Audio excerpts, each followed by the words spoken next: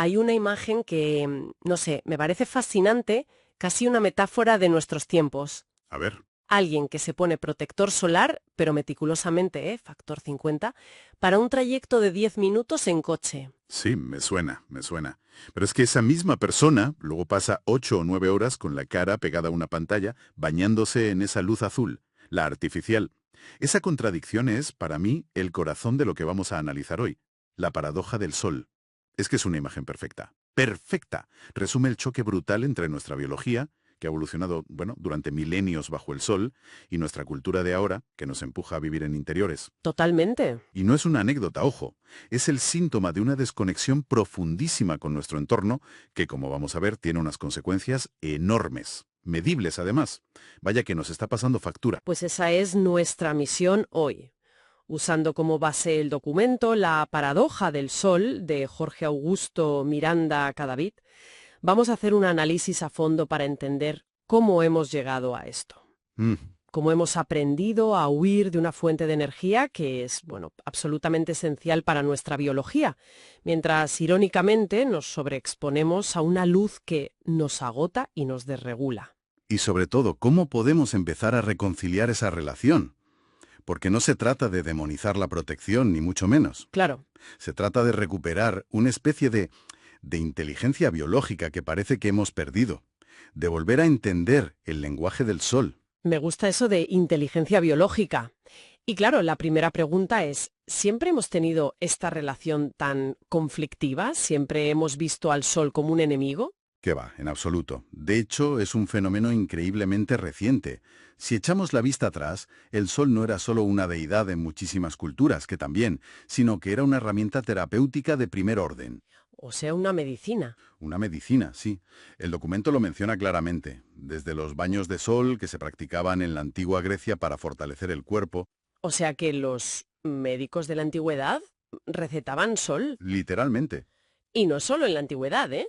A principios del siglo XX, la fototerapia, el tratamiento con luz solar, vamos, Sí, se usaba con muchísimo éxito para curar enfermedades como la tuberculosis cutánea. Tenemos fotos de hospitales enteros con pacientes en terrazas tomando el sol. claro, de forma controlada. Eso es. La luz solar era sinónimo de salud, de vigor, de vida. Entonces, ¿dónde se tuerce todo? ¿Cuál es el punto de inflexión para que pasáramos de la adoración a este miedo casi generalizado? Pues el giro de guión ocurre a finales del siglo XX. Con el aumento de la concienciación sobre el melanoma y el envejecimiento de la piel, el discurso de salud pública cambió radicalmente. Y ojo, era una concienciación necesaria y vital. El riesgo es real. Claro, por supuesto, nadie está negando eso. El mensaje de los dermatólogos se basa en décadas de ciencia. La pregunta es si no estaremos exagerando un poco al decir que las consecuencias de evitar el sol son peores que ese riesgo tan conocido. Esa es la pregunta clave. Y la respuesta está en que la balanza se ha descompensado por completo. El problema, como señala el texto, es que el mensaje se volvió absoluto. Se perdió el matiz. Totalmente. Pasó de ser un sensato protejámonos de la sobreexposición y las quemaduras a un radical el sol es el enemigo público número uno, evítalo siempre. Es como si hubiéramos usado un mazo para matar una mosca. La intención era buena, evitar las quemaduras, pero Pero hemos acabado destrozando nuestra relación completa con el sol. Es la analogía perfecta. Se eliminó la diferencia fundamental entre una exposición recreativa imprudente, ya sabes, horas en la playa, al mediodía, sí. y la exposición biológica necesaria, que es breve y controlada. El documento le pone un nombre muy acertado a esto: heliofobia. Heliofobia. Un miedo colectivo al sol que no distingue. Y esta heliofobia ha tenido consecuencias directas y medibles. Y me imagino que son graves. Gravísimas. La principal es que al meternos todos en casa y en la oficina, hemos provocado una pandemia silenciosa de deficiencia de vitamina D. Una pandemia, sí. El texto cita un dato que es para caerse de espaldas. De media, la población mundial está por debajo del umbral crítico de 27 nanogramos por mililitro. 27. Que es el mínimo del mínimo para mantener una salud adecuada. Hemos creado un problema de salud pública masivo, por miedo. De acuerdo. Vamos a desgranar esto porque es el núcleo de todo. ¿Por qué es tan catastrófico tener niveles bajos de vitamina D? Yo, como la mayoría de la gente, supongo, pienso en los huesos, en el calcio y poco más. Y es normal, es lo que siempre nos han contado. Pero es quedarnos muy en la superficie. A ver, la biología aquí es fascinante. El mecanismo en apariencia es sencillo. Mm, Los fotones de la radiación ultravioleta B, la UVB, llegan a nuestra piel e interactúan con una molécula que tenemos ahí, el 7-dehidrocolesterol. vale. Esa interacción es la que pone en marcha la síntesis de lo que llamamos vitamina D3. Pero aquí es donde se pone la cosa interesante. El documento insiste mucho en que llamarla vitamina casi le resta importancia. Totalmente. Porque no es un simple nutriente que ingieres y ya está, es una prohormona. Ah, Una vez que se sintetiza en la piel, viaja por el cuerpo y se convierte en una hormona activa, que tiene la capacidad de regular la expresión de más de 2000 genes. espera un momento. ¿2000 genes? Pero si eso es una parte gigantesca de nuestro genoma, estamos hablando de un regulador maestro del organismo. Precisamente, por eso su papel en la salud ósea, lo de absorber el calcio y prevenir la osteoporosis, es solo la punta del iceberg. Claro, La ciencia ha demostrado que sus funciones están por todas partes.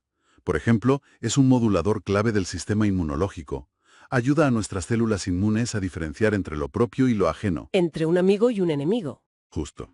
Por eso su deficiencia está directamente relacionada con una mayor susceptibilidad a enfermedades autoinmunes y también, fíjate, a desarrollar cuadros más graves en infecciones respiratorias. O sea que el mismo mecanismo que nos protege de una gripe podría estar relacionado con la cantidad de sol que tomamos. Exacto. Y no se queda ahí, también influye en la salud cardiovascular, en la regulación de la insulina, con implicaciones directas en la diabetes.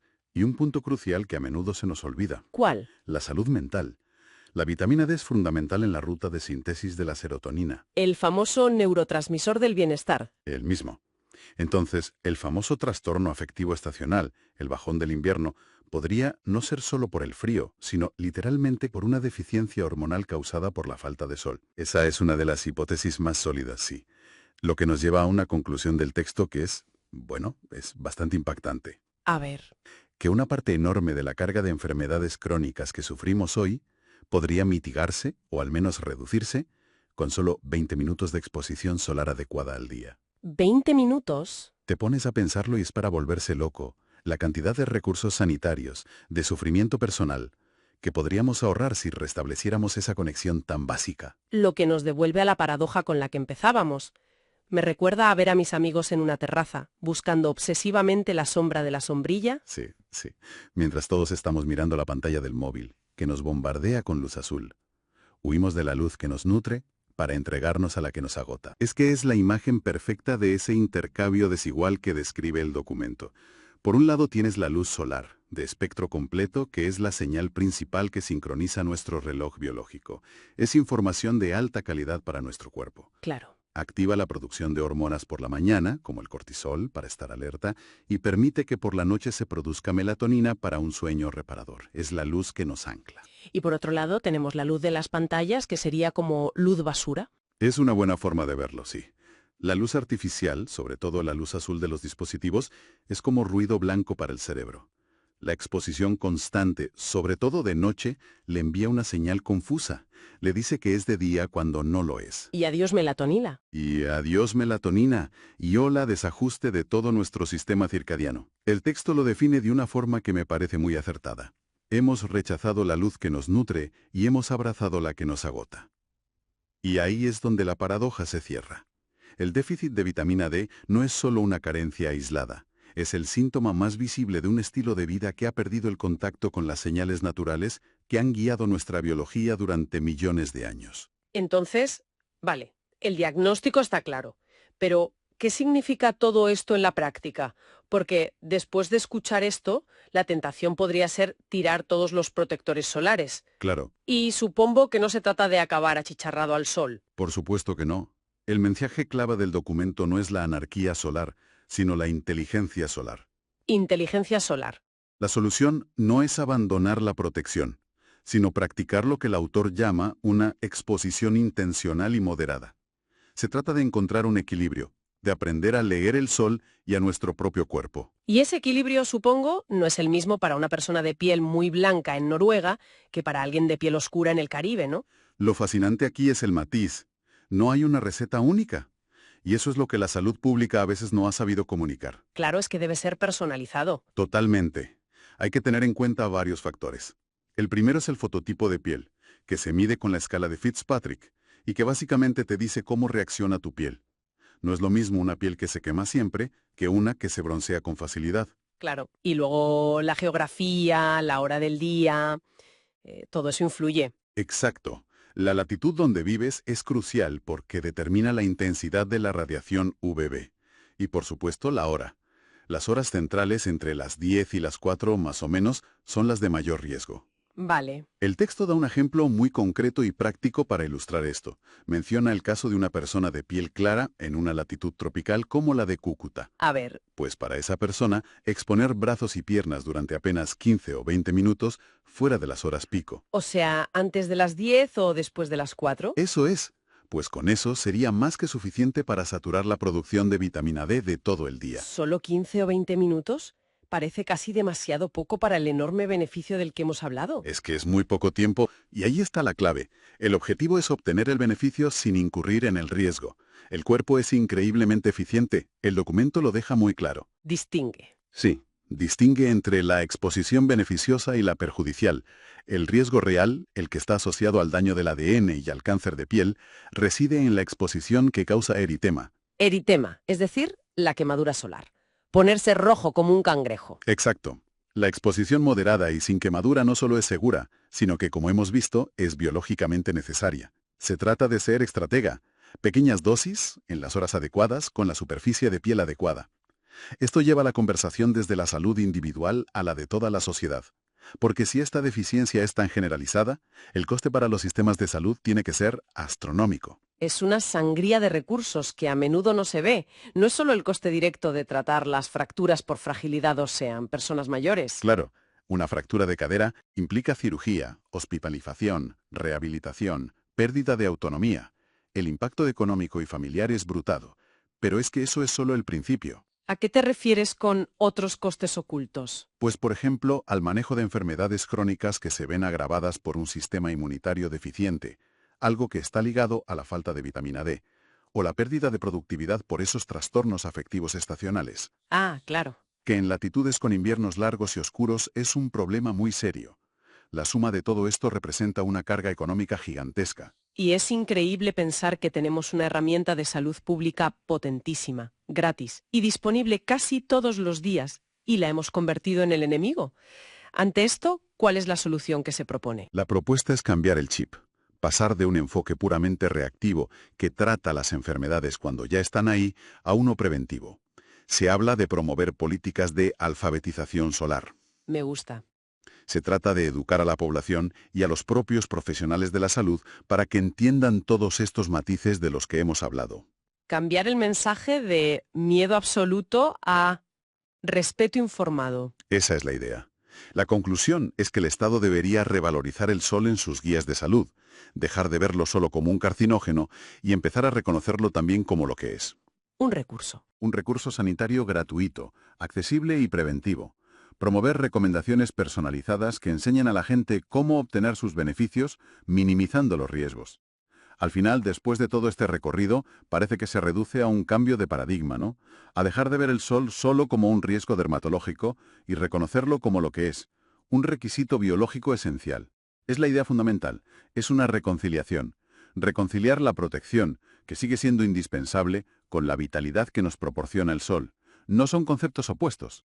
Son dos caras de la misma moneda. Exacto, en una relación inteligente con nuestro entorno. Un mensaje que no va de extremos, sino de equilibrio, de conocimiento, de recuperar una conexión que, por protegernos en exceso, parece que nunca debimos haber perdido. En última instancia, como sugiere el documento, recuperar nuestro lugar bajo el sol de una forma responsable es un acto de soberanía sobre la propia salud.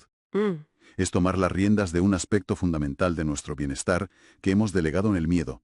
Para terminar, me gustaría dejar una pregunta en el aire. Si el miedo al sol ha sido, en parte, una narrativa construida para protegernos de un riesgo real, pero que se ha llevado a un extremo que ahora vemos que nos perjudica de otras maneras, Eso plantea una pregunta muy importante, sí. ¿qué otras narrativas sobre nuestra salud y nuestro entorno natural hemos aceptado sin cuestionar y que podrían estar limitando nuestro bienestar de formas que aún no hemos reconocido?